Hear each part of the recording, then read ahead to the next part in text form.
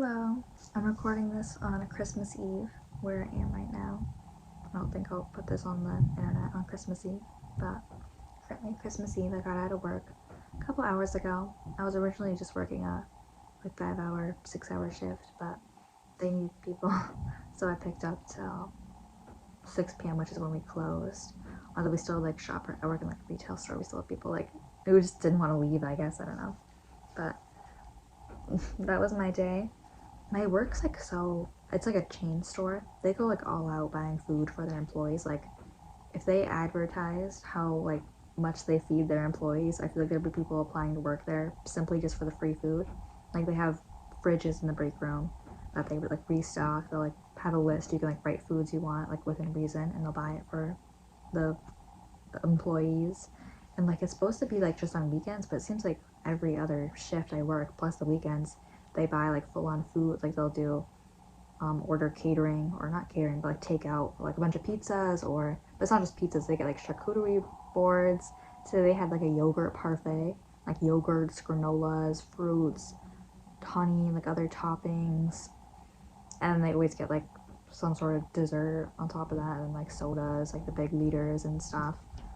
I don't know. It's just we did a sheet cake the other day, just because I don't think there's never it seems like it's a celebration of something, but usually there's not a reason. I mean, I guess today was Christmas Eve and we're open tomorrow, but I mean, I guess it's a big business. It's all over America, so I guess they have the money. But okay, I'll take the free food. But I'm sure if they advertise how much they feed their employees, more people would work there. Because I mean, yeah, you work there. It's a part-time, easy. I mean, you can work there full-time, obviously too, but part-time, easy job. It's nothing hard. It's a clothing store, so just cashiering and stuff. It's not very stressful. I think it's I think people take it pretty serious. When you're on clock, it's stressful, or it's taken that way. It's oh my god, there's such a huge line of customers. I didn't even get my returns done. I still have to put tags on these. These need to be hung up. But then you kind of step back and you're this is a little retail. It's not that serious. It's just but I guess it makes it more fun in the moments. There's so many last minute Christmas shoppers. But so that was pretty much my day, just working. I showered this morning. Not to give a little play of my day. It wasn't really that intriguing. And then there's some noise upstairs because the foster family I live with, they had a little, no, I mean it's maybe a Christmas party. I got here late. I think they had more of an afternoon brunch thing. I think because the woman of the house, I don't know, was making a breakfast pizza or something this morning when I went upstairs before I went to work. But she just had their family over, grandkids, kids, the aunts and whatever, uncles. And then they opened some gifts, and I actually got some gifts too. It's not the foster family stereotype where it's the foster kid gets no gifts. They had some gifts for me, which is nice. I appreciate that. They weren't really things, not that I would say that I really want. It's probably things that are just gonna go in a box in my closet until maybe I'll re-gift them in a few years. That's mean to say, but they're on things I'm gonna I got a pair of shoes that aren't my size or my style, and a baking mitt, and I don't really bake, but it's the thought that counts. I appreciate it. I got a makeup palette that isn't really something I would use, but I mean, again, I appreciate it. It's better than getting nothing, I guess, so I feel a little bad. It's kind of wasted money. But I got a couple of gift cards too, which you can't really go wrong with gift cards. It's kind of a boring gift, but you can't go wrong with it. Although I feel kind of bad they felt they had to get me. I mean, I get their relatives, not they invite a bunch of people, but people who I don't even really know got me just little things. I'm it was probably when they went to the store, well, what do I get her? I don't really know her. So, shoes. I mean, I feel it's kind of risky to buy someone shoes if you don't know their shoe size, but it was sweet. They had that upstairs. We'll get together, which if you hear background noise, that's what's going on. But I feel it's not very a huge Christmassy Christmas. Not that the last few Christmases have grammar. Last Christmas I was with a different foster family, which is related to this one, which is kind of awkward. They're relatives, so they were over at the house, and things didn't end on bad terms. They didn't think it was a good fit. It was just a weird process. There was no conflict with them, but I think I had to get out of foster care because like something came up. And then they just didn't take me back. I don't know. It wasn't like part of the discussion. They're like, "Oh, you're just going to a different family now." I'm like, "Oh, okay." Because the woman I used to live with, she kind of like had a conversation a couple times where she was like, "I don't think you're a good fit." Not like in a mean way, but just she didn't think I was super comfortable there. But I think that's just kind of the person. I don't know. I get comfortable with people my age. I think it's just like there's some people I really click with, and some people I'm not like a grudge person. I'm not really ever rude to someone, but I just don't really fully open up to everyone, which I don't know. I think it's just kind of the way I've become as I've gotten older. Like moving around a lot between places. I don't usually like even the family I live with now. I would say I'm probably closer with them than I was with the other family, just because I don't know. I just didn't really open up to her as much, but I still wouldn't say I really opened up to this family. I think I'm like engage with them. I'm polite with them. I'll laugh with them, but I wouldn't say like I fully opened up as much as I have with like friends or people like that. But I don't know.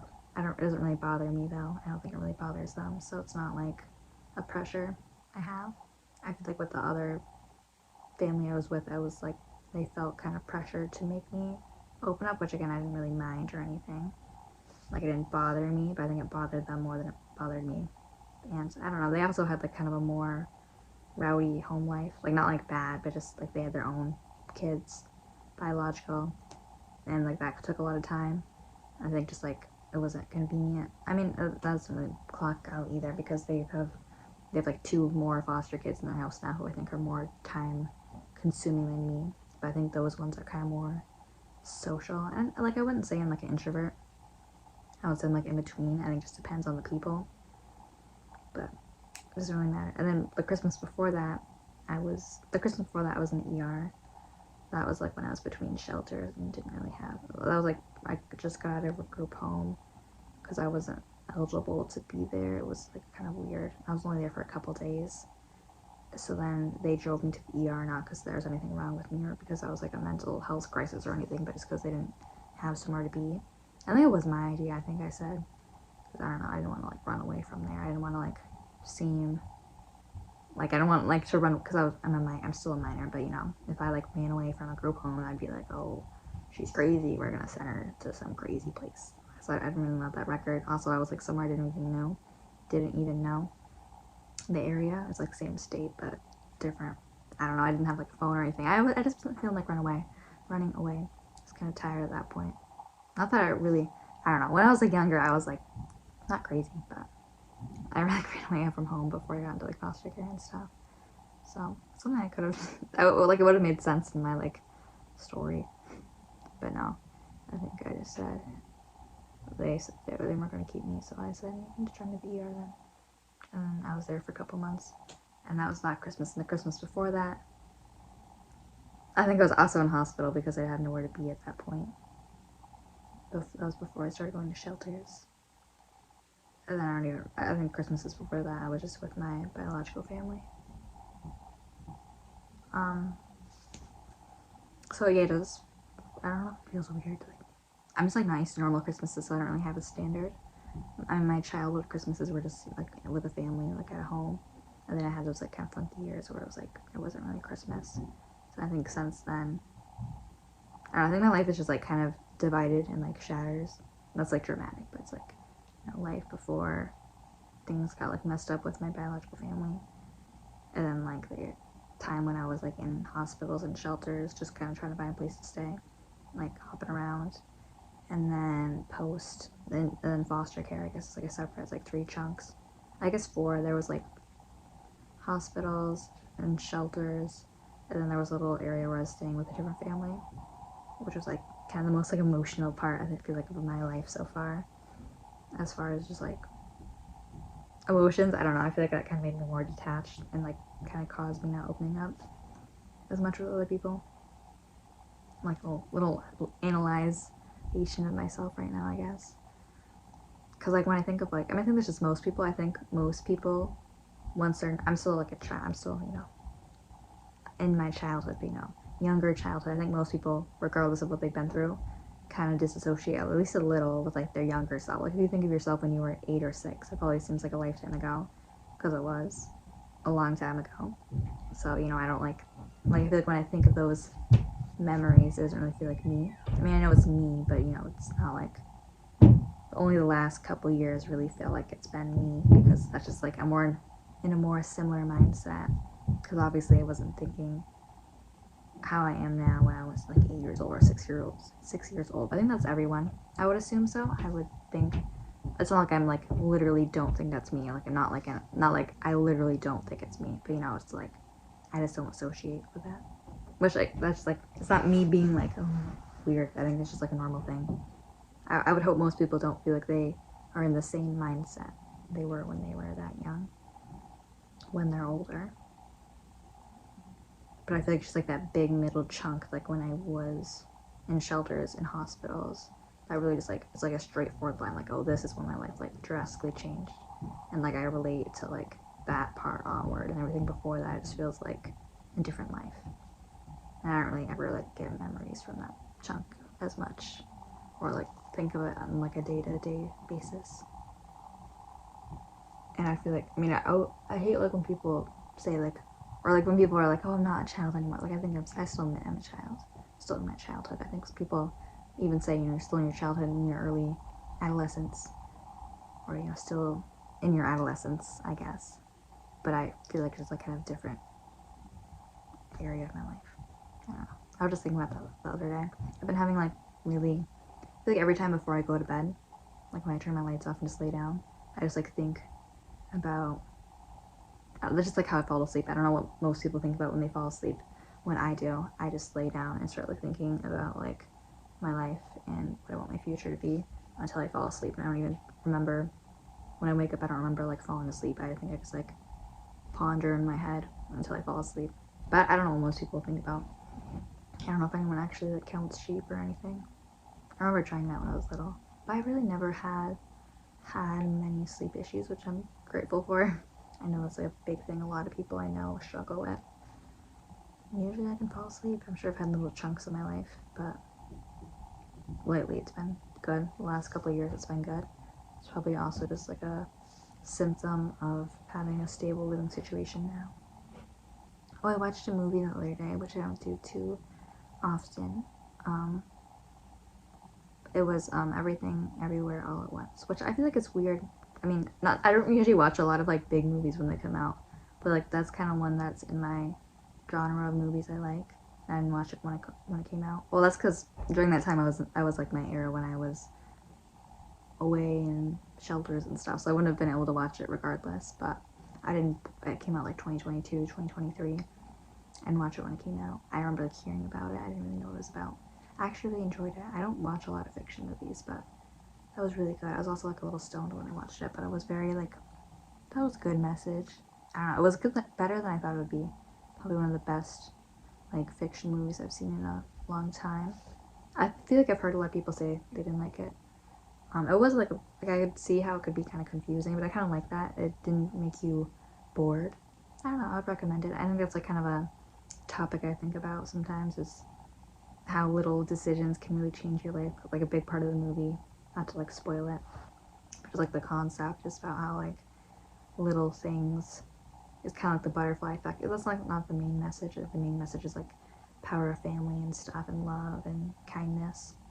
But like a big chunk of the sci-fi aspect is how little things like the main character has like all these different timelines where, you know, in one she didn't marry this guy and then she became like a singer and there's like little things change how her life turned out, which I've just always found as have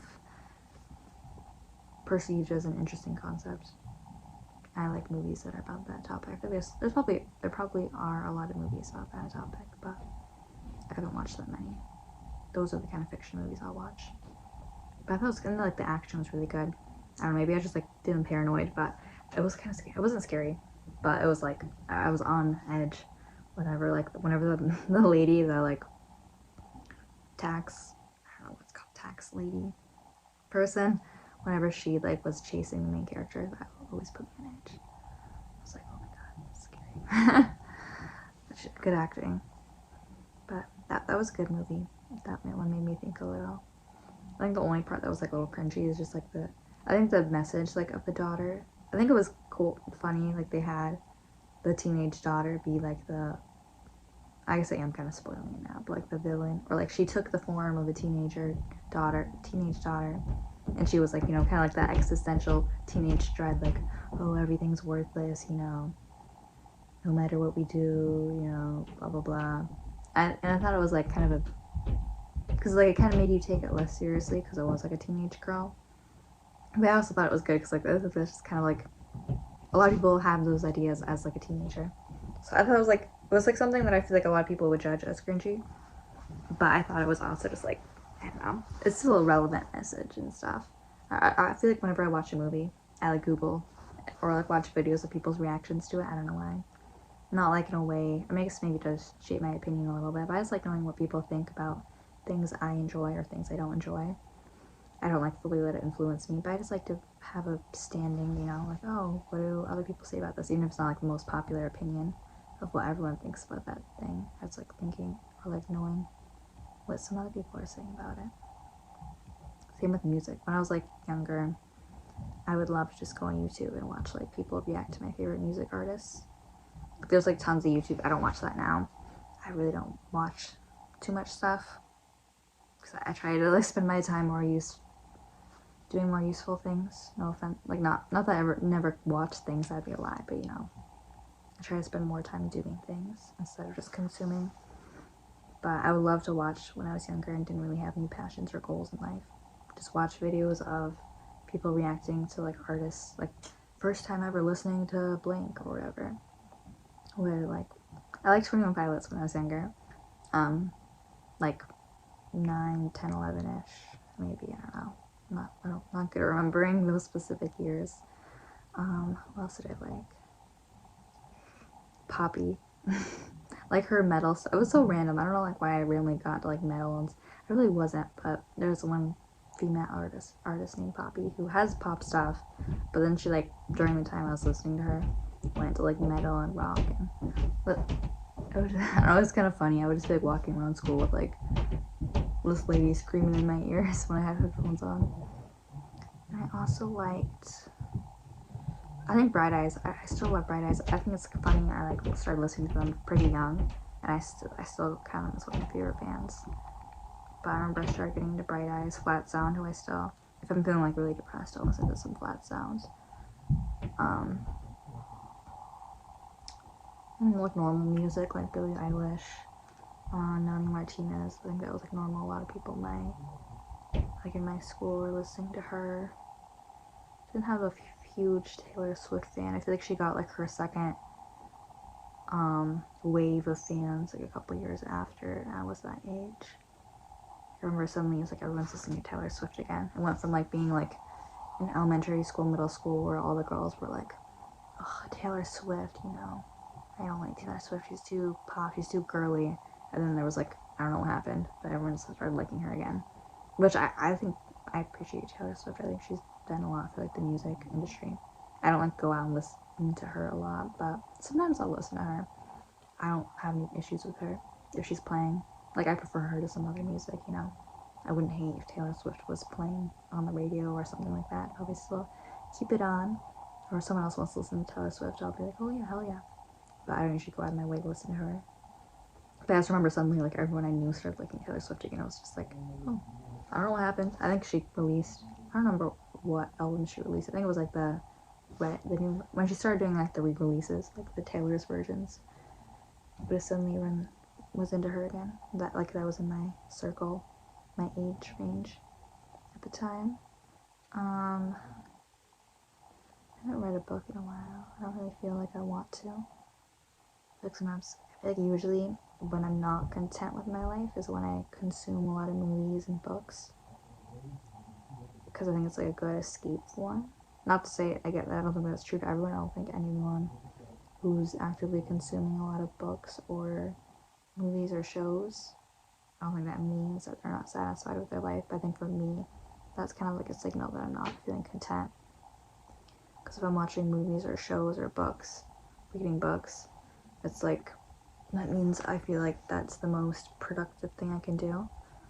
Because I think there is like a level of, like, you do gain something from watching movies, even if you don't think you do. I mean, there's some movies that are probably less beneficial, or whatever you would call it, than others. But I think you gain perspective, especially from like either like nonfiction movies, like documentaries, or just like movies that are introspective and show real, like, you know, realistic. Even like Everything Everywhere All at Once, even though it's not like realistic, like the sci-fi bit, still like I think you gain something from watching movies like that. So I think there is like a level of productivity, you know, like mentally, I guess, from not reading books. I think a lot of people would say is good for you, and there's plenty of good media to consume. But I think if you ever see me like in a time where I'm just watching movies, or which I haven't really done in a while, but just watching movies and reading books, and it's kind of like a sign that I feel like there's not something else, like it's like my best option. I don't feel like satisfied with life. I don't feel like I'm gaining enough from my normal activities, so I'm going out to books and shows to gain that perspectiveness and productivity. I don't know how to word it good. Or simply I'm like really bored with my life. But I think college has been really good for, I don't know, I feel very like there's plenty I can do and I don't really need to rely on that stuff. So really I just do that. I really just read books or watch movies if I, just like every once in a while. I think I'll disappear when I go back to college. But I've just been having these like random moments of dread lately. They don't usually like consume the whole day, but they just pop up. I'll also be like in the back of a car or something, or in the dark. It's usually in the dark because you're not like broad. No, sometimes it is. I think the longer I'm away from school or just like some other engaging like work, I don't actually feel it. But then if I like have a plot of time where I'm not directing myself, it's usually just, or if I take a nap, I don't nap regularly. I think the other day I fell asleep just because I was tired. I think I watched, it was after I watched Everything Everywhere All at Once, because it took me up to like 2 a.m. to finish that. Because I just want to watch it all at once. Because it's like one of those movies where I feel like if I were to stop watching it and try to go back to it, I'd feel like what the hell's going on? Because it really, I would recommend it. If someone, you know, turn this video off and watch that. I thought it was pretty good. Well, I think you do really have to watch it all at once. Everywhere, everything, all at once. But I want that to go away. I think I'll go away once I'm distracted. I just want to like learn how to get rid of that fully, because I know eventually I'm not going to be in school, and I don't want that to like mess with my productivity, especially if I'm being optimistic and can make a big chunk of my life about music. But I think, you know, it's my life. It's really, all my decisions are up to me. Of course, I need to figure out a way financially to survive, but I think ultimately I want to do everything I can to make my life as much as I can revolved around music.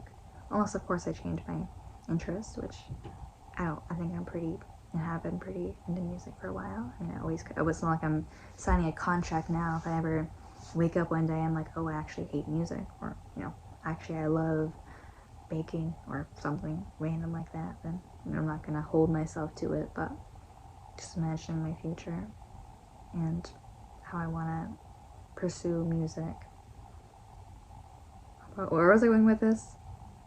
Oh, I want to learn how to get rid of that occasional dread when I'm not being directed by others, even if that means like going to school or going to work or something. And like, I know how to be disciplined, and I can. I just think sometimes if I'm not getting direction by others, even if it's like non-related to what I want to do, you know, it's like if I have to figure out free time amongst school and work, it's easier for me. But when I just have long stretches of free will time, it's harder. I don't know why. I just get too like existential and sad and whatever.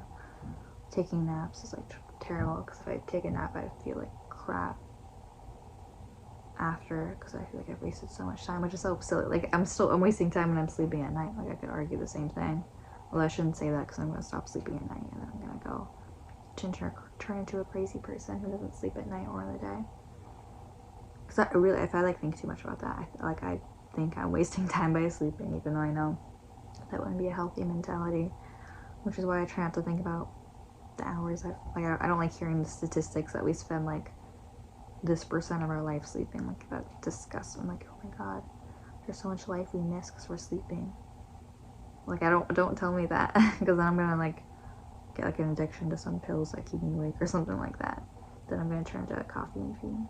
Although I think that's kind of hypocritical, because then if I'm relying on caffeine, my natural awakeness is diluted, and then I feel like I talk. That's like my one conspiracy theory. I don't think it's a conspiracy theory, but I think the more you drink caffeine, the worse. I can't think of the right. Then the quicker you're gonna like fall asleep. You know, why can't I word that?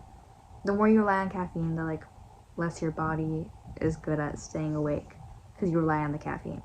So then naturally you're gonna feel more tired faster because you're used to getting the caffeine. That made more sense. So that's my method of staying away from caffeine addiction. But I just don't think about how much of our life we spend sleeping.